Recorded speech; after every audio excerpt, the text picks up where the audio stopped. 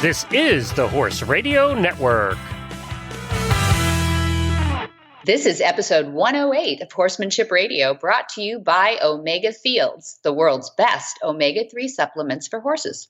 Horsemanship Radio is a part of the family of the Horse Radio Network, and today we have two youthful horse lovers who are changing the lives of horses for the better.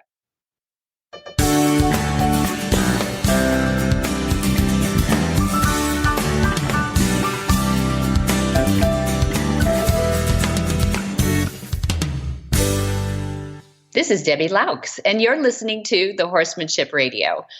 Thank you for joining us. Horsemanship Radio airs on the 1st and the 15th of the month, and I have my producer, Coach Jen, with me today. Hi, Jen. Greetings, Debbie. How are you? I'm good. Coast to coast here. Coast to coast. Aren't we? I'm glad to hear your chipper voice. It's always good to catch up every couple of weeks. I'm really happy to hear you. I know. There's always so much going on everywhere. I'm fixing to get ready to go up. I'm going to head north up to Road to the Horse in another couple of weeks. Oh, that's right. Yeah. So that's going to be exciting for me. But I wanted to ask you a quick question today. Yeah. Okay. Monty does all kinds of cool, different things as he travels around the world. And at the end of each show, we go over the upcoming schedule each time. And it always amazes me how often he's never home. Yeah. And I noticed coming up in Ireland, he's going to do Monty's special training. Mm-hmm. Now, tell me exactly what Monty's special training is. Okay. Yeah, it is. It does look a little different on the calendar than a demonstration. Yeah, that's right. Typically, when he travels internationally, he does what he calls a demonstration. And it's usually in the evening, not always, Sunday afternoon sometimes for travel and things like that. But a demonstration is typically, we'll start with that, is because he's been doing this since the early 90s. And, a lot of people have seen it. And the horses change, but the format is actually pretty exciting. So he hasn't changed a whole lot in the formatting of it. And he takes typically 3 or 4 horses on the evening. He'll have chosen from maybe 12 or 20 from the day. People bring them in and he looks them over, and then he chooses those that fall into different categories. As tough a horse as he can choose in each category, because those are the most educational, and that's like a buck or a biter. That's the remedial. Then there's a starter, never had a saddle, bridle, and rider on. And then there's almost always a non-loader. Yeah. And, right? Pretty universal, yeah. Pretty universal. They either got ridden to the event or they're at the equestrian center right there and they've never left the event. There's always humorous stories, and they go really fast. So there's an interval or an intermission in the middle, and people get to sign books and ask him questions. And it's really fun. It's really fast paced. Most horses are done in 35 to 45 minutes, no matter what their issue is. They've been bucking for 9 years. It's still the same. We have really good riders and all that. So this fast-paced demonstration, he won't take an untouched horse. Takes too long, an untouched horse, to get the first halter on, people will fall asleep, right? It just takes too long. So we stick to those issues. Now, we did a thing back in 2006 where we went, wouldn't it be nice to just kind of slow the pace down and let people really get involved and asking questions, everything? We created a course called Monty Special Training. And it's 5 days. That's at Flagstaff Farms in August, and it has been now since then. So we've been doing that a long time. And we get a lot of Monty Roberts University lessons out of that, because the whole thing is really incremental and broken down into parts, and people really get to see and ask questions, and you get other instructors involved in doing parts and pieces of it, because it's an all-day thing. And Dad would be exhausted to be able to do, 8 hours a day. So the Monty Special Training on a one-off like this, to answer your question, this one happening in Guildford, England. There's one also happening in Cavan near Dublin. And those are all days, but just one day. And the instructors are the ones that hired Monty. They're sort of the promoters too, but they're promoting the concepts in their area. And in fact, in Cavan, we have 3 instructors that are putting that on. We have Porrick Foy, we have Katrina O'Meara, and we have Claire Conahan. So don't those sound Irish? And they're so tough. These guys are so tough. Claire grew up riding thoroughbreds and everything too. She's still young. They're all under 35, I think.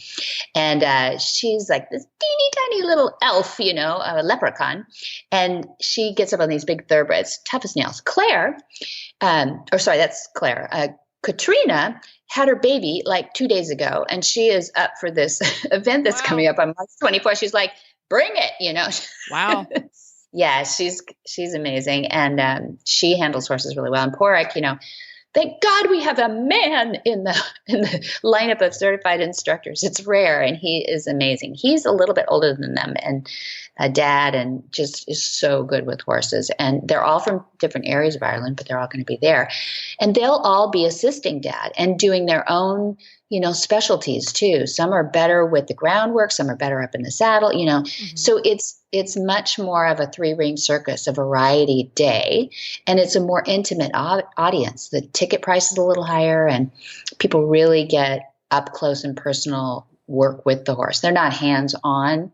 Every once in a while, if there's somebody in the audience that's a trainer that's really, they know them, they'll get in there and do a join-up or something for the first time, which is kind of fun. Mm-hmm. But for the most part, it is just more an extensive view of the concepts, kind of like the next step. So this is a little bit more, what would I call it, perhaps a clinic or seminar feel, in that the audience is going to be interacting directly with the trainers in the pens, because the trainer in the pen is going to be discussing what they're doing and why they're doing it. And the audience will have an opportunity to say, when this happened, you did that. How did that occur? And things like that. Absolutely. Really I quick. want to go. Can I get a ticket? Yeah, I know. They're so good. They're really good. Actually, the Cavan one is sold out. They're looking at a second date. And the March 28th, we just put it on a couple of weeks ago. We just put on the calendar because there was such a demand happening all over. So yeah, if somebody wants to, it's a great way to see parts of the world too that are really cool. Yeah, there we go. Yeah, pretty nice. You've got 3 trainers who are going to be participating with Monty in this special training. About how many certified trainers do you have in the UK total? Is that an unfair number to ask for on the fly? Yeah, that's Ireland has 3 or 4 more than the I think there's 6 or 8 in Ireland. I'm guessing. I'm thinking, and some of them have been instructors a long time, and some of them are fairly new. Claire's one of the newest ones, and then in the UK itself, like back over to England, Scotland, Wales, we have maybe between 10 and 15. 10 and 15? Mm-hmm. Interesting. So that there are sufficient number of trainers that it makes sense that they can come together and do this kind of thing. That's kind of cool. Well, that's great. I hope you get to do more of these. This sounds fascinating. Oh, good. I'll tell you more about them. Yeah, and they go to exotic locales. Well, and go to a lot of exotic locales, but as we know, human beings all learn a little bit differently. Some of us are visual learners. Some of us are tactile learners. Some of us learn well when we hear something, or auditory learners.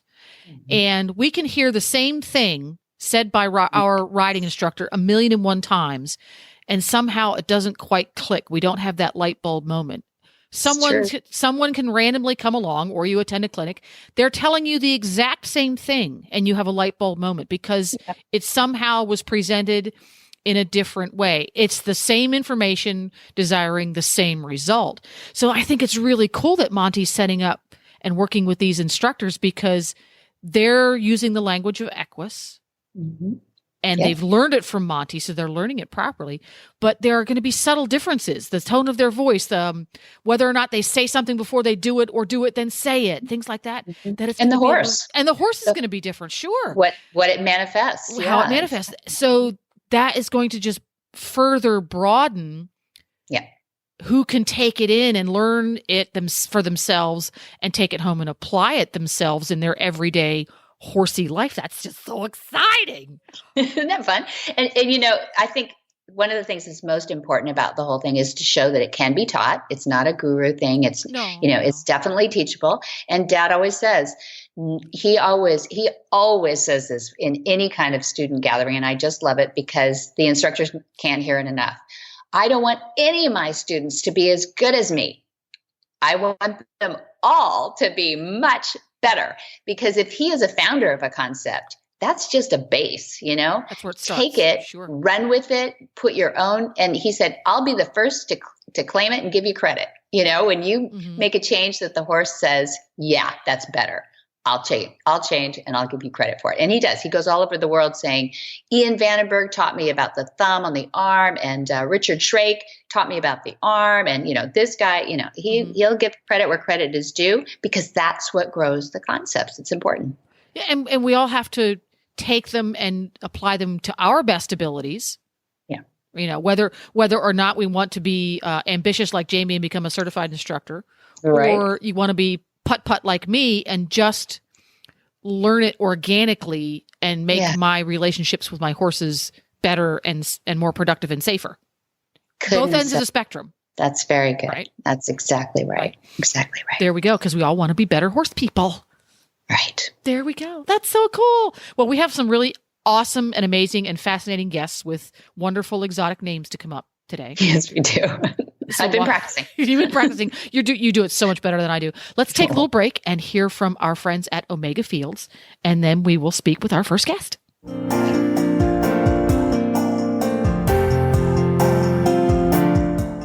Your horse is your partner in sport, in leisure, and just in life. To keep him at his peak performance and optimal health, a solid nutritional foundation is key. Ideally, horses are able to graze fresh, growing grasses, which most closely mimic their natural diet. But that may not always be possible, and we may need to supply some of those missing ingredients in today's diets and provide more functional foods. One component of a horse's diet that is often underfed are omega-3 fatty acids. While more prevalent in fresh forages, harvested forages are lower in omega-3 fatty acids due to their more advanced maturity. Obviously, grasses and legumes have to grow to a sufficient height in order to be harvested, while foraging patterns of horses show great preference for shorter, less mature plants. That's why modern horsemen and horsewomen trust Omega Horseshine to provide a powerful, bountiful source of omega-3 fatty acids for their equine partners. Look for Omega Horseshine from Omega Fields at your local tack and feed supplier, or you can find them online at omegafields.com.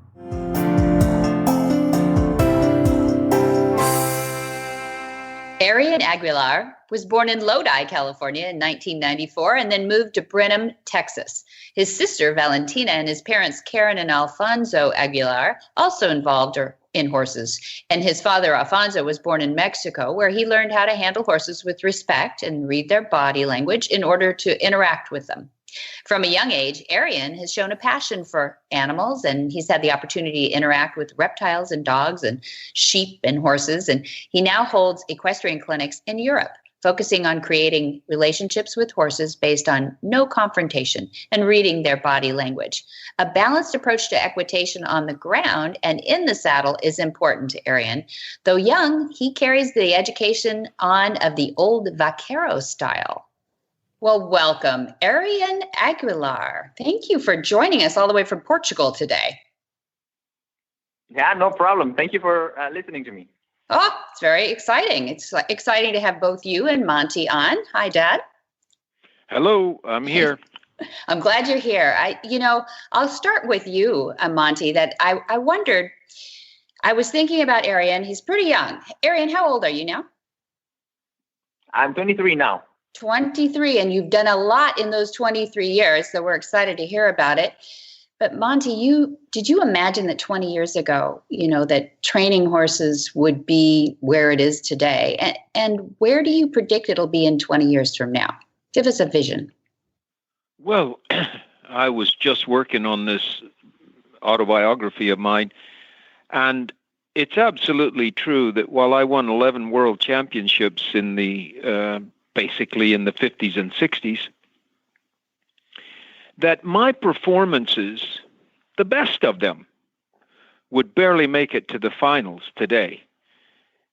improvements have been made dramatically, and I think we have to keep our minds open and keep looking for ways to improve continuously, because I still think we're only scratching the surface, which means that in my time, we didn't even make a mark on the surface. So I'm serious when I say that organizations such as the FEI and the National Reining Association and the Rein Cow Horse Association, the show jumpers and the dressage people of the United States, they all have to look for ways to improve their performances through giving points for those things that are good and taking points away where they're bad. I know those are competitions, but 20 years ago, we were at least 20% lower on the scale than we are today. And in 20 years, I think the acceleration will even be faster. I think the uplift will grow. It generally does in these things, like the computers and stuff. Once they get the word, then it seems that incremental uplift takes place faster as you move along. Yeah, I agree. So, Arien, we wanted to have you on with Monty today to share your mutual admiration for horses. I know you both appreciate horses. You're young and you're still learning so much. What's your vision of what training would look like 20 years from now? Well, first of all, I have to say that, what we're doing now is would not be possible without the base that was laid by the people that started, Monty included in this. My father also did a big part of that. So I really have a lot of respect for the guys that got the whole ball rolling and that got a snowball effect to where we are now. I think that would have not been possible without that. And what I have kind of made my kind of like life work, or it's starting to become my life work, I should probably say, is to try to take what was done by these guys and try to see where do we go on from here? How do we keep things balanced? We see, I think, in humans a lot of extremism. Some people stay on the basics and they only repeat the basics until the horses are basicked out, and other people go a little bit to the extremes of for example, I have a lot of people in Germany that will never say no to a horse because they're afraid that the horse will not love them anymore after this or something like that. So what I'm trying to do is, how do we stay in balance? In my opinion, what we're trying to do today is trying to grow in the way that we build a relationship with the horse. So how do we stay in balance in that relationship? And how do we keep it from not becoming something extreme as well? What I'm trying to do is to look at other places. Monty said so well that we're advancing pretty quickly. So we have a big hunger, I think, of information, and we need to look for places to get that information from. So one of the ways that I'm trying to do that is I'm trying to look for training other animals. For example, a few days ago, I was in a conference talking about sea lion training and trying to see how we can connect that to horse training, which techniques of that kind of training we can put in. Today, I was actually working with some giraffes. So trying to see how can we put some techniques that are used with the giraffe training, put it into the horse training. So we have a very big hunger for information, trying to get everything we can so that we can have as much information, and based on that information, then advance in the way that we're not just training. I mean, training, there's a lot of people today that can do an exercise with a horse or teach a horse a trick, but what's the best way to create a real relationship with a horse? That environment thing, Monty, yes? Yep, I hear him, and it sounds good. It does. So you're learning so much cross species as well. It sounds to me like you're saying it needs to be a balance between discipline or communication and allowing the horse to build a relationship with you and explore that as well. Am I getting that right, Arien? Yes, I believe so. I believe there is a difference between just teaching a trick and actually making a relationship, and that the difference is built by the types of boundaries that you put, and the good and the bad things that happen in that relationship, which I think both are very important in a balanced way. So the times that you I mean, the ethological way to say it would be punish, but I would like to call it more just say no to the horse.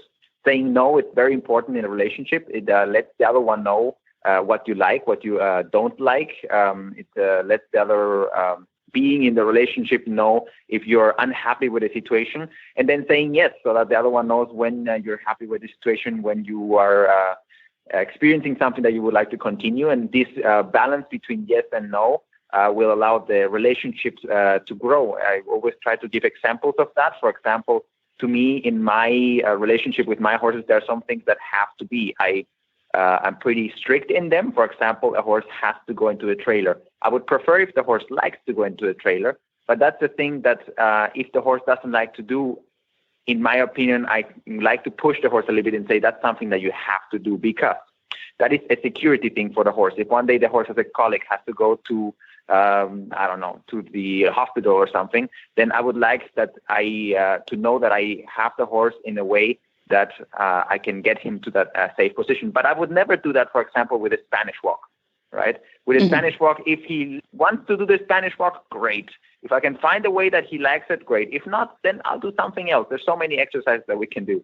So I would never say you have to do a Spanish walk. All right. But there, in my opinion, in relationships with horses and with humans, there are things that you have set. There are personal rules of yours, and there are things that you do because you like to enjoy the time together. Good. Yeah, that's great. So what does yes and no look like in your training? Well, in my opinion, it's the same thing that we do with humans. When we like something, then we try to show it by doing something that we think the other person will also like. Maybe we say something nice, maybe we do something nice. And when we don't like something, then we show it by doing something that the other person will not like, or in this case, the other horse will not like. So we do something the other one does not like. Either we say something that he doesn't like, or we do something that he doesn't like. And I think that really depends on what your relationship with this horse is. So if you have a horse that you've never met before, you're probably not really going to be as strict as if you have a longer relationship and you're already expecting more from each other. Because that horse doesn't understand. Debbie, yeah, go ahead. Jump in. I just have to say here that do you realize how incredibly happy I would have been with myself if I could have made that little speech when I was 23 years old? Exactly. I couldn't make that speech then. They would hang me if I made that speech. That's true. Then. Horse has to do what you tell him to, and if it hurts, it hurts. All of that sort of thing. I would ask Arien, do you know the term picnic? P-I-C-N-I-C. No, I don't believe so. Okay.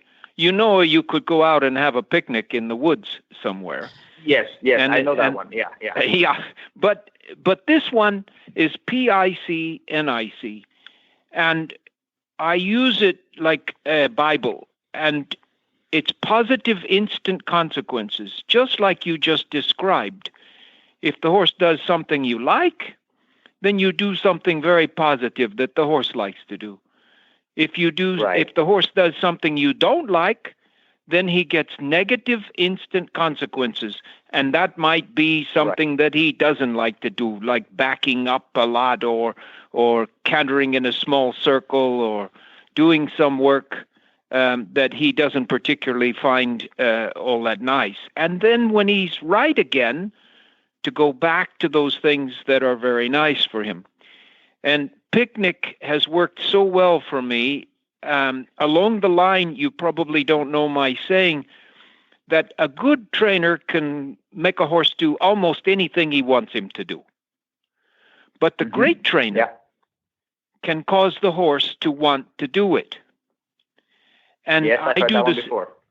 I do that same thing with the horses I put in the trailer at my demonstrations. Remember that oftentimes they ride them 50 miles or 80 kilometers or something from home to my demonstration because they haven't been able to put them in a trailer for 2 years or 3 years. And before the evening, I want to set it up so that the horse wants to go in the trailer. And I've never struck a horse in front of an audience to go into the trailer or without an audience to go into the trailer. Mm-hmm. Because striking the horse causes them to want first to fight, and then they'll do it, but they won't like doing it. And so right. I also don't work with food, although I don't have any problem if somebody puts something in the trailer that they like to eat when they get in there. That's okay. But food, I don't think, is a very good trophy for horses. So I don't use that. But the words that you're saying are so incredibly heartening to me. They make me feel so good because you are that person that I was trying to create 50 years ago and 40 years ago. Thank you. Yes, you are. Thank you. And you know, after you, you're going to create somebody that's better than you. And that just means the horses are going to get a better life and a better life. And after all, they've been here for 50 million years, and we've only dealt with them for 6,000 years, but it hasn't been so nice for them. Yeah, I think that's what we're trying to do is exactly what you said before. We're trying to create a better world for them. We're trying to advance in a way that it will help the horses and the people. I think what we're also doing, I don't know if we're really thinking about it, but I think we're definitely doing it, is we are also making a better place for the people. I think horses are going to be one of the best vessels that we're going to have to bring our humanity back to nature. I think we're having today a very big problem. We're building these big stone cities where people are they're not learning anymore how to be in nature. You know what's natural. I was just this morning I was just watching a comment, you know, on a YouTube video of a lion that's taking care of a little zebra, you know, and then the people underneath the comments were really saddening to me. The people are commenting, you know, oh, look, not even lions are eating meat anymore. Why are we eating meat? So, you know, I mean, reading this was very sad to me because people are really starting to lose their nature, you know, they're starting to they're not understanding anymore that life is not only about giving gifts. It's not only about being positive. It's not only about living. It's also about death. It's also about the negative stuff. You know, it's about the balance between those two things. It's the negative that lets you know how good the positive is, and it's the death that lets you know how good life is. So I think horses are going to teach us that again. I think they will bring it back for us because I think horses are going to teach us that you cannot just be all positive and then the horse will love you. That's not the way it works. The horses will love you if you love them. And love is not shown only by gifts. You cannot just give somebody gifts and they will love you. They will love you if they notice that you care about them and that you have that you're willing to do for them what they would not do for themselves. Right? Yeah. So I think that's something that people forget a lot. Sometimes they go like, oh, but you put pressure on the horse. Yes, of course I put pressure on the horse. I care if he does this or not. And the horse will know one day, that I put pressure on him because I love him and not because I hate him. It's like a kid. I mean, of course I was angry at my dad sometimes when he, punished me for doing something wrong. Of course I was angry at the moment. But today, it's exactly the reason that I respect him and I love him is because he punished me and and forced me to do some things that I didn't think that were right, but he knew better. He thought that it was the right choice, so he pushed me to do it. And today I know that he pushed me because he loves me, right? So that's that's love. Love is not only about giving a gift. It's about the negative stuff as well. It's about doing what you feel the other one should be doing, and sometimes even putting a little bit of pressure on them, because that pressure can show the other ones that you actually care. So I think that's something that people are forgetting today, and I really think horses are the best way to get it back. Well, you're a very special person. I can absolutely tell that with a telephone conversation. And where are you at the moment? Right now, I'm in Portugal. We're looking for a place to live here. We're looking for the good weather. Are you married? No, I'm not. No, I am not. Okay. Well, you said we're looking for, and I thought maybe it's not your father that moves to Portugal, huh? Yes, it is. Actually, we're moving here with the whole family. My mother, my father is here in Portugal right now. And I'm here because I would like to also find maybe a place here. I really like the place. I love the horses here. The horses here have a lot of spirit. They haven't been broken as much as in other countries. So I really like the type of horses here. So let's see what we can find. A lot of my family came to this country from Portugal, and oh, really? They were fishermen. But they were people of nature, and they loved the horses, Martins and Ruda. But anyway, I've never been to Portugal. It's one of the fewest. It's one of the few countries I've never been there, and why don't we get together and have a thing together in Portugal? Sure, definitely. Let's do it. I'm all for it.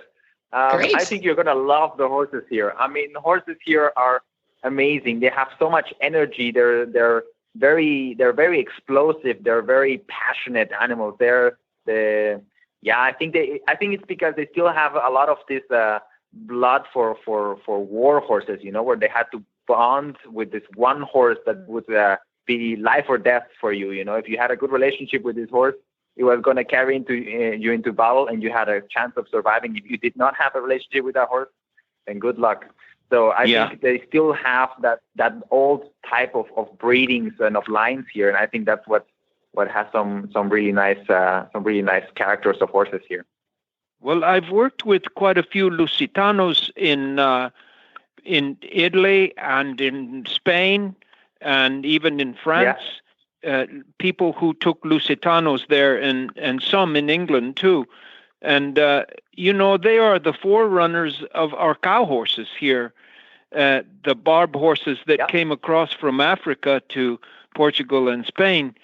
And they are incredible athletes, and they have a desire to be part of our lives and really generous with us if we get it right.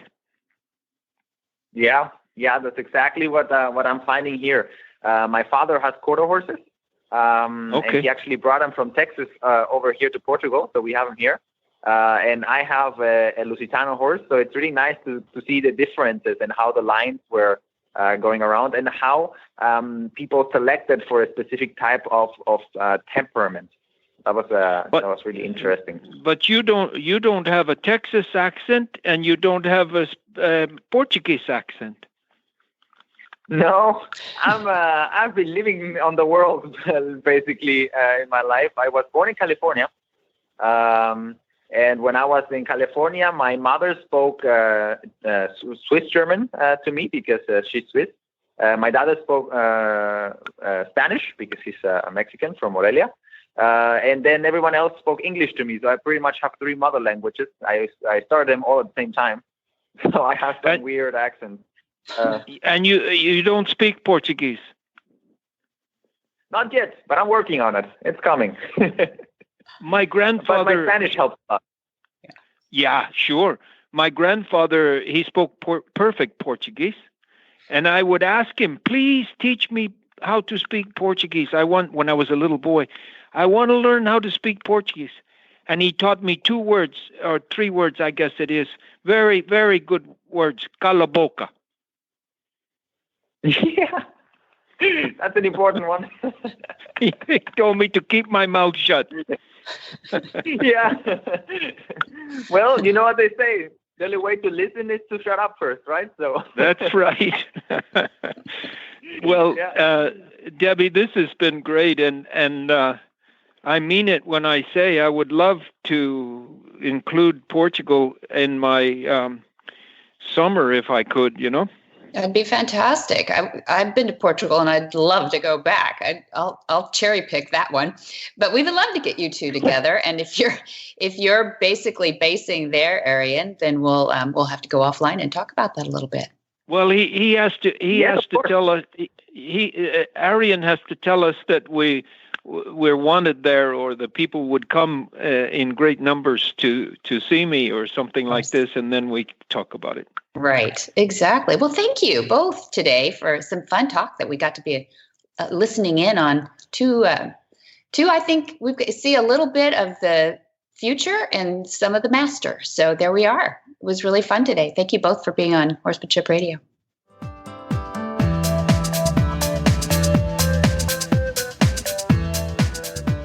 Hi, Carol Herder here, president of Cavallo, home of the world's most trusted and popular hoof boots.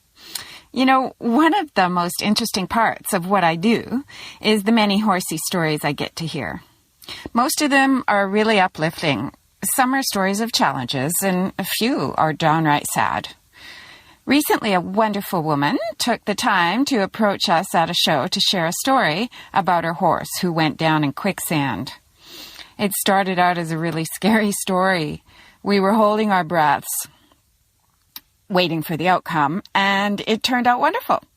They winched the horse out relatively unscathed, albeit, a little traumatized, and everyone standing around were super amazed that he still had his Cavallo hoof boots on.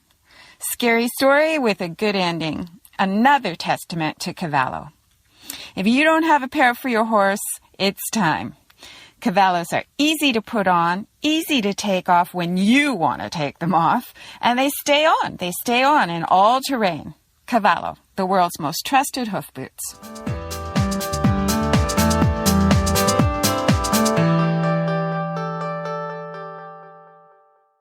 Christy Counts is originally from Oklahoma City, and in 2007, Christy founded the Central Oklahoma Humane Society, OK Humane. She remained the CEO of OK Humane until moving to New York in December of 2013. Christy was a founding director and vice president of the Metro Alliance for Animal Life and served as the vice chairman, too, of the Oklahoma State Commercial Pet Breeder Board. In 2009, Christy was the OKC Business 40 Under 40 and the Journal's Records Achievers Under 40. She's quite a leader, and she was in leadership in Oklahoma City and is currently a board member of the Community Pet Care Clinic. Her hobbies include horses, traveling, skiing, enology. More about that later. She lives in Bedford, New York now with her husband, 3 children, and a menagerie of animals. Well, welcome, Christy Counts. I'm so glad to have you here as president of the Right Horse, and we're dying to hear all about some of your new initiatives now, but how are you? I'm good. I'm excited to be on the line today and have the opportunity to talk to you. Well, thank you. I got to know you through another Christy, actually, Christy Schulte, who we've had on this show before, who everybody knows is just a dynamite leader and did so well with so many horse initiatives that she's done. So good for you. What a coup to get her. I know we feel very, very fortunate, and I'm a big believer in hiring an all-star staff so we can get all of our goals accomplished. And she already has hit the ground running, and we're really excited to have her join our team. Yeah, I bet you are. Well, tell us a little bit about the Right Horse. What's your you've got an elevator speech. You guys haven't been around that long, right? What's inception for you? Yes, we're fairly new. So we launched a year ago, in the beginning of 2017, although a year prior to that we were in planning. So we planned for a year and then we launched a year ago. So we are new. We are empowered by the Watershed Animal Fund, which is a private family foundation that wanted to step into this space and do something big and everlasting for horse welfare. So we did kind of a full-blown analysis for close to a year of the issues of facing horses in this country and kind of really tried to figure out what it was we were facing and why nothing had really been done. And we came to the conclusion that there was really no collaboration in this space to really, where groups came together to help horses, and that there was really no leadership. So once we kind of identified those, those areas that we could really be of help, we also started to identify some other things that we felt like needed to happen, which is, there's about 200, 300,000 horses that fall at risk in this country each year, and we wanted to know why. So we kind of dug in and identified the reasons why we think they fall at risk, and have started to systematically, start working to kind of change the stigma around these horses and start to help show the public that they have value and that we need to provide smooth and safe transitions for these horses. Yes, good. So here's what got my attention. Your goal is to massively increase horse adoption in the United States. Like, that's healthy. That's a really big goal. But I'm so glad that somebody said it out loud. I mean, what a great mission statement to say, no, we're not just a, sanctuary over here, or help us, we've got to get thoroughbreds back into repurposing, or, all those. What I hear is the cacophony of this disjointed effort, and everybody's heart as big as all of outdoors to do these things for the horses. But that's, to me, I hope you do it. This is what's missing, is this collaboration. So tell us a little bit about the Watershed Animal Fund. I don't know much about that initiative, or how they started you as an initiative out of them. So the Watershed Animal Fund is part of the Arnall Family Foundation, which the trustee is Sue-Ann Arnall, and I've worked with her for about the last decade on a number of initiatives involving child welfare and animal welfare and some criminal justice reform. She started the Arnall Family Foundation about 3 years ago, and the Watershed Animal Fund is the portion that's specifically designated for animals. And the Watershed Animal Fund focuses on dogs, cats, and horses. But like you just mentioned, we definitely did not want to just, try to go out and work providing more sanctuaries. We don't really feel like that's the answer. We feel like there's some very obvious answers in this space, and we're ready to tackle those. Yeah, great. Well, so how do you tackle that? How do you start to get people on board when you're kind of the new one out there and you've got all these people that have been, plugging away and working hard? What do you do to draw us all together? Well, so the first thing is, as you may be aware, the horse industry is rather divided. And, they have so many reasons not to agree with each other, whether it's, issues such as racing or training or slaughter, all these different topics that keep them from working together. We decided to focus on the one thing that everyone does agree on, which is we need to do more horse adoptions in this country. Okay. Last year, we think less than 10,000 horses were actually adopted in this country, which is a dismal number. And we think we can do a whole lot better. And so we said, if we just all kind of work together on this one topic and we don't talk about any of the things we don't agree on, we think we can actually get quite far. Yeah. So what does that look like? Is that a conference, or is it a coming together by some online presence, or what does that look like? Well, so what we did is we designed the Right Horse Initiative, which is a collaboration of stakeholders that are all coming together to start using the same language and start to really work to change the stigma of, quote, rescue horses, and start to add value to these horses and get them into the right homes. Coinciding with a lot of the partners, which are funding partners as well, starting to really work to pilot programs, new and innovative things that actually are life-saving and help these horses transition into second, third, fourth careers. If you look back at the dog and cat welfare world, in the last 15 years, the market share for shelter dogs has gone up dramatically. And because of that, now we are euthanizing record low numbers of dogs and cats in shelters. It went from euthanizing 10 million dogs and cats in shelters down to 1 million. So it was just really gaining market share. So we feel pretty strongly that with the right messaging and the right collaboration, we can come together and start supporting these horses in transition and elevate those adoption numbers. Meanwhile, a good portion of these horses that are in these programs are, some people often think that these horses are not useful or not trained or they're lame, and that's actually not the case. The vast majority of them are fabulous horses and perfectly capable to go on to their next career. Yeah, exactly. It's just about education and some sort of so everybody's got to know about them out there. Is there some database that you're working with? And I'd love to hear about the numbers too. You've got the numbers on the dogs and cats. I mean, people hear numbers like 48,000 in the holding pens of Mustangs alone. So what are your numbers that you're working with that you guys want to bring down? Well, so that's a really good question, because what's really interesting is there's not a lot of data on this area. And so one of our projects that we're working on at the Right Horse is we have put together a data group. And so we've got the American Horse Council partnering with us, along with the AAEP and the ASPCA and GFAS, and we're all coming together to start working together to start collecting this data. And we're going to be funding some positions to do just that. And we know that by really getting good hard data, it will help guide our work. Traditionally, all the work that's been done in this space has only been done because of anecdotal information. Mm-hmm. And we all know that's not really the way to do it. Right. Well, you got our attention with this $50,000 innovation grant. I got the press release, and it said something about you're opening up for submission, and it's under the name of, which sounds so cool, Maddie, the Maddie Memorial Grant in honor of a young horsewoman. Maybe tell us a little bit about the grant and tell us why it was inspired by Maddie and what you're doing with that. So Sean Patrick of Sean Patrick Training down in Florida is one of our partners of the Right Horse Initiative and has been a great partner to us. And he very sadly lost his daughter this past year, and her name was Maddie, and she was 8 years old, and she was really a very passionate young horsewoman. And we wanted to do something to honor her and honor Sean Patrick.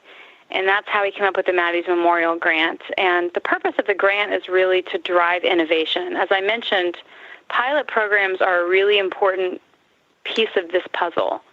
We know that, again, in the dog and cat space, I mean, it's a perfect parallel, that 20 years ago, progress started to be made when groups started investing in new and innovative ways to transition dogs and cats.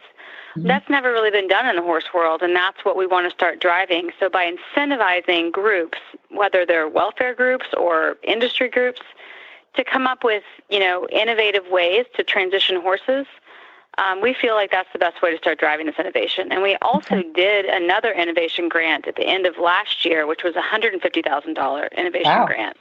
Mm-hmm. And the winner of that was the Kentucky Humane Society, and they are piloting a transport program for horses because in many cases, in certain parts of the country, certain breeds are really at risk because they're overpopulated in that part of the country, but if you go to a different region, they're in high demand. Yeah.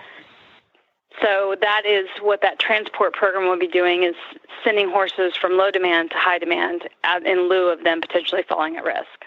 Really good idea. So you're kind of like the Amazon of horse rescue. That's really good to put it where those spots all over the place. Yeah, that's true. That is that. So what you're doing is you're peeling back those sticky spots that will help eliminate when you do figure out how you build this database and get all the information out there. How do you move it around? Yeah, really good. Definitely. And we're trying. We've got a lot of pilot projects that are in motion right now. We've granted millions of dollars so far in pilot projects, and we've got other funding partners that are stepping up to join us. And as we know, collaborative funding and leveraging those dollars has the most impact. Yeah. So tell us a little bit about the horses. Where do you draw lines? I mean, I know the wild horse, and we work with Mustangs and do what we can, but we do feel like a drip drab, drip, drip, drip a little bit at a time. And we would like to pump that up too. We'd like to help. I know we can't even make a drop in the 48,000 or whatever the number is they're working with these days in the BLM holding pens. But tell us about the other sanctuary type horses too, or rescue horse. I don't know what you're calling them. I'm sorry. Is there a term that you use? Well, yeah, we started thinking about this. And, one of the biggest problems is, these, quote, rescue horses that end up in adoption facilities, most of them aren't really in need of rescue. They're healthy, in many cases trained horses. And so we don't want to tag them as a rescue because they don't need rehab and they don't need, a rescue. They just need a new home. So we decided to instead term them as transition horses. Okay. And delineate them between an actual rescue horse, because an actual rescue horse is a horse that was neglected or cruelly treated, and it has to go through rehab and may or may not ever be, adoptable. Right. So that's one thing, is we've got to delineate that population, because a lot of really fantastic horses end up at risk in auction houses or out neglected in pastures, and there's no need for it. They just need more safety nets and, smooth transitions into new homes. Yeah, good. So are you going to have a little criteria for what that looks like? I'll be vague and big and say like age or training levels or anything like that. Well, age is really not too much of a factor. What we know is that people will adopt older horses if they're trained. Right. So one of the biggest issues is training. And a trained horse is an adopted horse. And a lot of rescue groups around the country, they don't have the resources to provide training. So one of the pilot programs that we did in the last 2 years was fund one of our partners, which is a pretty big, strong organization that places several hundred horses a year and has the infrastructure for a training program. We funded them to really grow their training capacity, and so local adoption groups that didn't have trainers could send their horses to the Harmony Center for training. Lovely. Yeah. So suddenly you have all these horses that are no longer sitting in rescue groups or in sanctuaries, but now they're trained and now they're adopted. Right. Great. Okay, that's it. So that's that transition. That's that bridge you're trying to make for these horses and the people that love them. So you're getting them back into lives of people, which is that's what we advocate here on Horsemanship Radio, is how do we keep horses in the people's lives? Because we don't even know all the qualities of horses that are good for the inside of us. What's the old saying? There's something about the outside of a horse that's good for the inside of people. And we advocate for that too. So we want to partner with you. Anything we can do to you guys can be on anytime you ask, and I would love to get the word out. I don't even know if you need the help. Really, I think what you're doing is you're building infrastructure right now, but if there's anything you want to shoot out to the world, you let us know. Well, we do need help because, we need megaphones. We need people talking about this, talking about the language change. We need partners to step up and say, no, we really are going to work together and we really are going to change the state of horse welfare. We don't need to be having the issues that we're having. We can solve this. So we do need help, and we will definitely take you up on that. And, a partnership for us just means that we philosophically align on this and that we all want to kind of speak the same language and push this boulder up this hill. Okay. All right. I know it's a tough one, but it's probably time. I think we were time. I read your bio to everybody, so everybody knows now that your hobbies include horses, and I'm really glad to hear you're a horse girl too, and travel and enology. Now, I didn't say when I read your bio what enology is, but I will tell people that we live in horse country. You can travel here, and we're in wine country. We're in Santa Barbara County. So I think we need to have you out here to the farm to see what we do, Christy.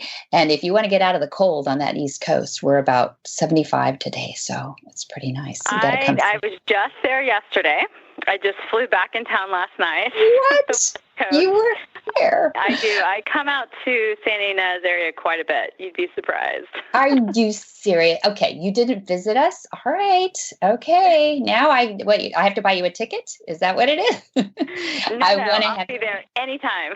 All righty. I want to show you our gentling pen. I want to show you what we do with the Mustangs in our program for that too. And I'd love to just, throw it out, open source, anything we can do to help. We would love to be there for you. And we'd love to meet you. So we'll have you on again. Maybe we'll do a little interview right here from Flag Is Up Farms. It'd be really fun. Absolutely. I would love that. And again, thank you so much for having us. And we look forward to talking further with you. Thank you, Christy. And thanks for being on Horsemanship Radio. Whisper the language of the herd. Listen, you don't have to say a word. It's time for Jamie Jennings to fetch an email from Monty Roberts' inbox and share a morsel of Monty's wisdom in a little segment we like to call Ask Monty. Leave this world a better place and learn the magic in the language of the herd. Dear Monty, I have a 2-year-old filly who from birth has chewed manes and tails, her mother's, those of other broodmares, other foals, etc. I have tried all the old taste deterrent remedies, Nothing works. As a last resort, I put her with my old broodmares who stand no nonsense, but she even found one of them gentle enough to allow her to eat her lovely tail up to the dock. I have tried many things. I am contemplating remote healing. She is the sweetest little pony with no other vices, and I'm tearing my hair out now. I have now had to separate her, which is arguably the worst thing to do, but she is eating her way through my herd and could cause herself internal damage. Any constructive comments would be most welcome. Monty's answer. This is a major problem on most breeding operations. Over the years, we've had problems with tail eating. I think it was about 10 years ago, one of my grooms from Mexico created a preparation that was very successful.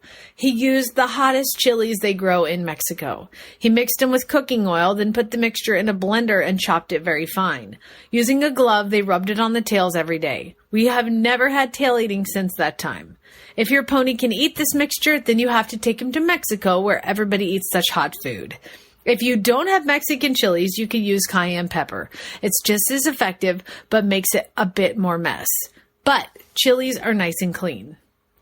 Many people believe that chewing tails may indicate physiological needs rather than behavioral challenge, such as boredom from being confined in small enclosures and unable to exercise freely. At my place, Flag is Up Farms, we put out salt blocks and a feed mix that contains minerals necessary for healthy horses. I encourage horse owners to ask their vets about the best mix for their horses in their locale. There is no reason for this being a dietary problem if your horse's diet is balanced. For more of these insights into good horsemanship, go to www.montyroberts.com and click on the orange banner that says Get Free Horse Tips. Hi, I'm Monty Roberts, and I'm dedicated to training horses without pain.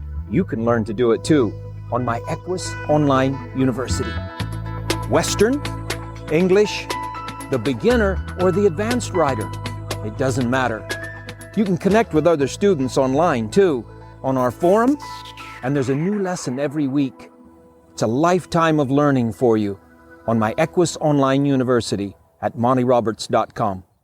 What in the wide, wide world of sports is going on here?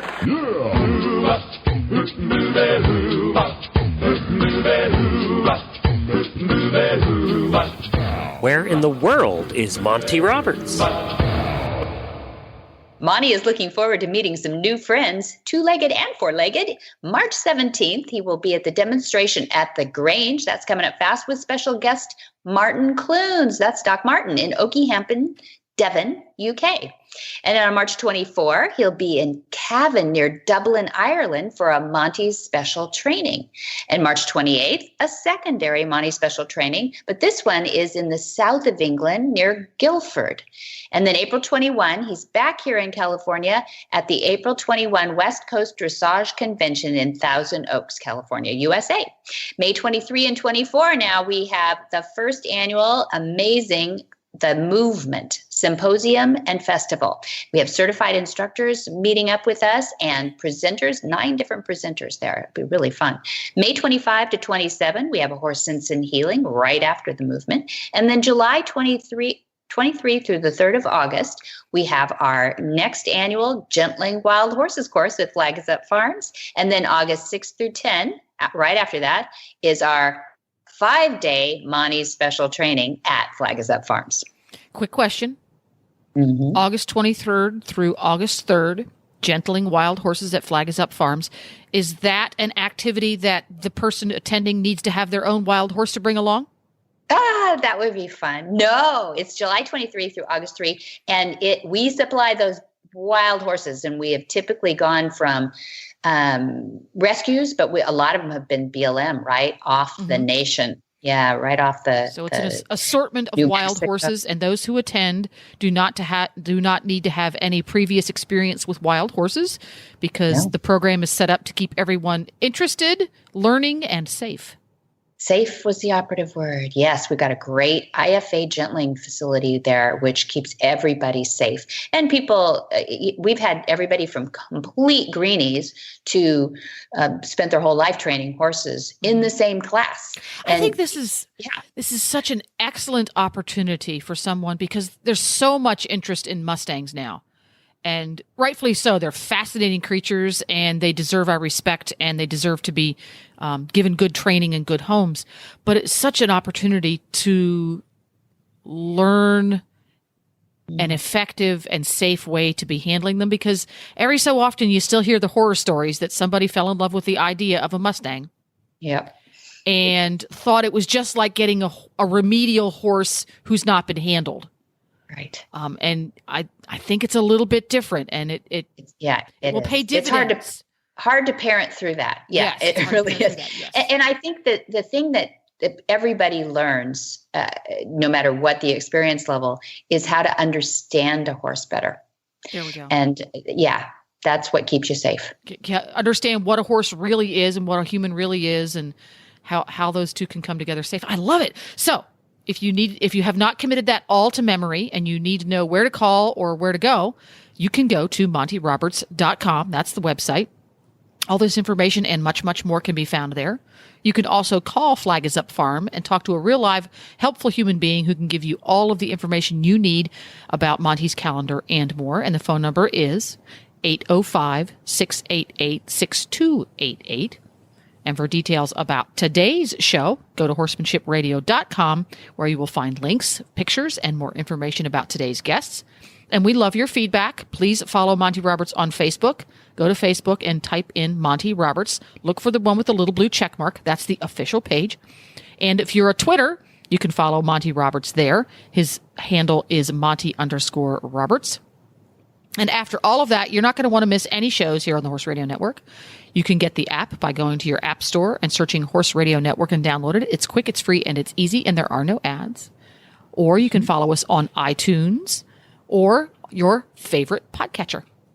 That's right. And many thanks to our sponsors, too. We love them. Omega Fields, Cavallo Horse and Rider, and MontyRobertsUniversity.com. You make our show go. Be sure to visit all the other great shows on the Horse Radio Network, too, at www.horseradionetwork.com. Until next time, have many happy horse hours.